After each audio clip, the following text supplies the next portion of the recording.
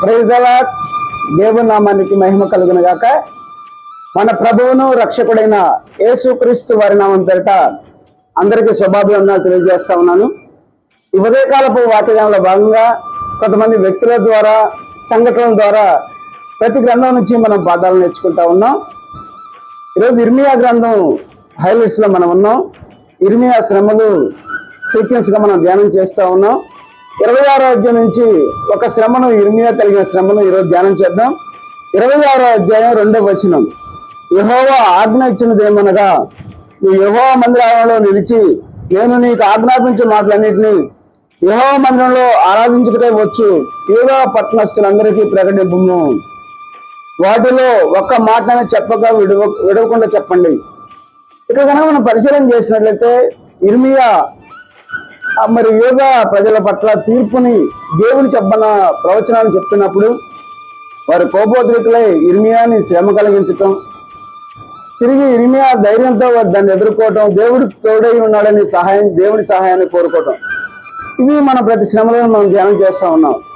మరి ఈ ప్రవచనం మరి ఎక్కడ చెప్పాడు, ఎప్పుడు చెప్పాడు, ఎందుకు చెప్పాడు, ఏమి చెప్పాడని మనం ఈ పథకాన్ని కూడా చూస్తే యెహోవా యాకీము కాలంలో 1వ వచనంలో చూస్తాం. 26వ అధ్యాయం 1వ వచనంలో యెహోవా యాకీము కాలంలో మరి ఎక్కడ చెప్పాడంటే యెహోవా మందిరంలో పట్టణస్థులందరికీ కూడా తెలియపరచడానికి యెహోవా మందిరంలో చెప్పాడు. ఎందుకు చెప్తున్నాడంటే మరి 3వ వచనం చూస్తే వారి దుర్మార్గమును బట్టి వారు చేయదలిచిన క్రీడును చేయక నేను సంతాపడినట్లు వారు ఆలకించి తమ దుర్మార్గం విడిచిపోయేమో. దేవుడు వారి దుర్మార్గం విడిచి పశ్చాత్తాపడితే వారికి ఆ శిక్ష నుంచి తప్పిస్తాను అనేటువంటి ఆ సమాచారం కోసం వారికి ఆప్షన్, అవకాశం ఇస్తూ చెప్తున్నాడు.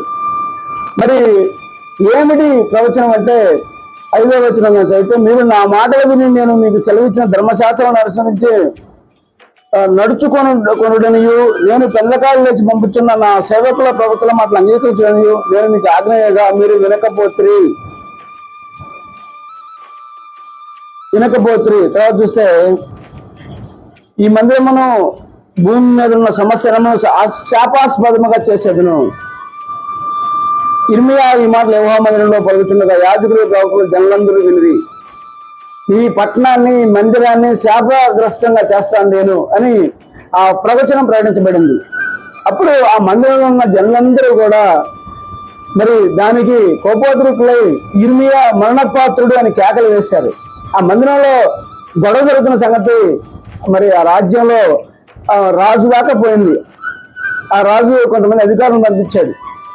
ఈ సంఘటన చూసి వారు ఇర్మియాకి తీర్పు తీరుస్తా ఉన్నారు కూర్చొని.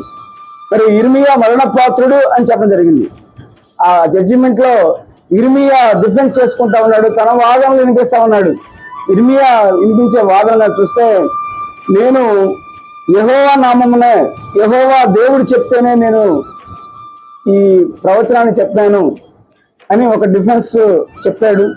తర్వాత నిరపరాధి అయిన చంపే నిరపరాధి రక్త దోషం మీ మీదకి వస్తుంది, మీరు శపించబడతారనేటువంటి డిఫెన్స్ మాట్లాడాడు. అప్పుడు దేవుడు ఇంత ధైర్యంగా చావు కూడా తెగించి ఇంత ధైర్యంగా ఆయన మాట్లాడుతారంటే దేవుడు చెప్పుకుంటాడని చెప్పేసి వారి యొక్క ఆ తీర్పుని వేస్తున్న మరణపాత్రుడు కాదు అని తీర్పుని సవరించుకోవడం జరిగింది. తర్వాత పెద్దలు కూడా దానికి సంబంధించి సలహాలు ఇచ్చారు. పెద్దలు కూడా మరి పెద్దలు అంతకుముందు జరిగినటువంటి సంఘటనలు, చరిత్రలో జరిగిన సంఘటనలు, మరి హిజ్కియా కాలంలో మీకా ప్రవక్త ప్రవచించినప్పుడు వారి యొక్క దోషాలను బట్టి ఆ పట్టణం మీద వారి కాబోతున్న తీర్పు ప్రకటించినప్పుడు హిజ్కియా మరణశిక్ష విధించలేదు, కానీ మీకాకి హిజ్కియా మారు మనసు పొంది గోనె పట్టు కట్టుకొని ప్రార్థన చేశాడు, మరణశిక్ష విధించలేదని ఇదొక జ్ఞాపకం చేశారు పెద్దలు, ఇది ఒక విషయాన్ని. తర్వాత యెహోయాకీము కాలంలో మొన్న అంతకుముందు ఉజ్జియా అనే ప్రవక్త ప్రవచించినప్పుడు యెహోయాకీము కాలంలో చూద్దాం.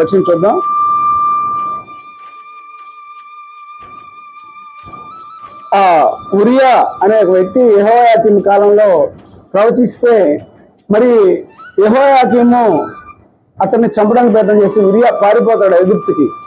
అధికారులను పంపించి కొంతమందిని పిలిచి చిరచ్ఛేదనం చేసి చంపేస్తాడు. మరి ఇక్కడ మరి ఇర్మియా చూస్తే దేవుని పక్షాన మాట్లాడుతున్నాడు, ప్లస్ పారిపోలేదు, ధైర్యంగా ఉన్నాడు. కాబట్టి ఈ తీర్పు గురించి పునరాలోచించి తన మరణపాత్రుడు కాదు అని రెండవ తీర్పు వచ్చింది. ఈ విషయాలంతా పరిశీలన చేస్తే మరి దేవుడు అధికారుల్ని, అక్కడున్న జనాలని, ఇంకొక వ్యక్తిని కూడా వాడుకున్నాడు.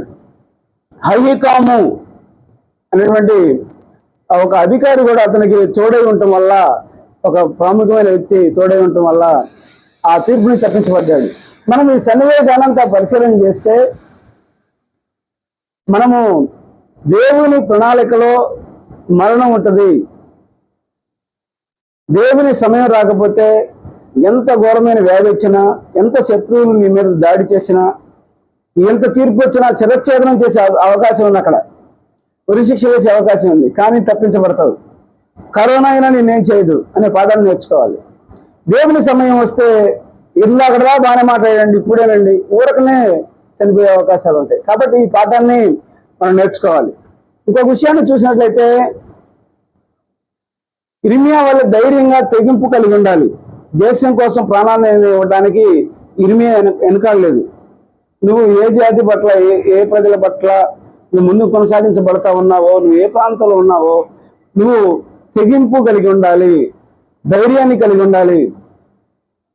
మరి ఇంకో విషయంలో చూస్తే మనల్ని కాపాడడానికి దేవుడు ఎవరినైనా వాడుకుంటాడు. ఇక్కడ ఇర్మియాని కాపాడడానికి పెద్దలను వాడుకున్నాడు.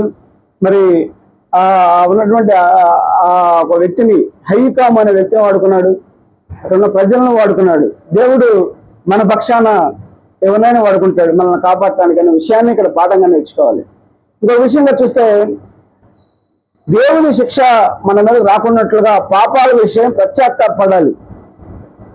అటువంటి మనసు పొందుకోవాలి. పాపం వలన వచ్చే జీతం మరణం. దేవుని వాక్యం పడుతున్నప్పుడు మారు మనసు పొందుకొని పశ్చాత్తాపడి దేవుని వైపు తిరగాలి అనే పాఠాన్ని ఈ ప్రవచనం ద్వారా మనం తెలుసుకోవాలి. కాబట్టి మనము ఇర్మియా వలె దేవుని మాట ప్రకటించడానికి ధైర్యంగా తెగింపు కలిసి మాట్లాడాలి, ప్రకటించాలి. అదేవిధంగా దేవుడు మనల్ని మన పక్షాన నుండి ఎవరొకరి ద్వారా మనల్ని కాపాడుతారనే విషయాన్ని తెలుసుకోవాలి. దేవుని సమయం రాకపోతే ఎవరు మనల్ని ఏం చేయలేరనే విషయాన్ని తెలుసుకోవాలి. మరి దేవుని శిక్ష రాకుండా పశ్చాత్తాప మానమరుచు పొందుకోవాలని చెప్పేసిన సందేశాన్ని ఈరోజు మనం పాఠంగా నేర్చుకోవాలి. అటు రీతిగా మనం ముందు కొనసాగించబడదాం. దేవుడి పరిశుద్ధ మాటల వినికిడిలో దీవించి ఆశీర్వదించను గాక. వీడియో నచ్చినట్లయితే లైక్ చేయండి, షేర్ చేయండి, సబ్స్క్రైబ్ చేసుకోండి. అనేక మందికి వాక్యం స్ప్రెడ్ అవ్వడానికి మీరు కూడా పాలిభాగస్లో ఉండి. God bless you all. అందరికీ వందనాలు.